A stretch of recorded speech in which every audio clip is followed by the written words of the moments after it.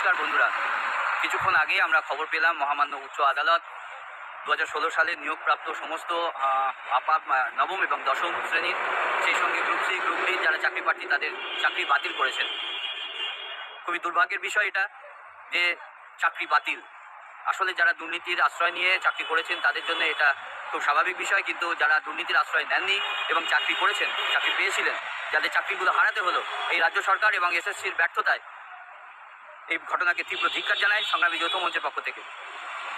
সংগ্রামী যৌথ মঞ্চের পক্ষ থেকে আরও একটি বার্তা আপনাদের দিতে চাই, যারা যোগ্য মেধাবী ছাত্র ছিলেন, যারা চাকরি করছিলেন, যাদের চাকরিগুলো বাতিল হলো, তাদের পাশে সংগ্রামী যৌথ মঞ্চ যেমন ছিল বিগত দিনে, আজও আছে এবং আগামীতেও মুভ করা হবে সেই সমস্ত চাকরি প্রার্থীদের যাদের চাকরিগুলো বাতিল করা হলো, যারা দুর্নীতির আশ্রয় না নিয়ে চাকরি করেছিলেন, চাকরি পেয়েছিলেন।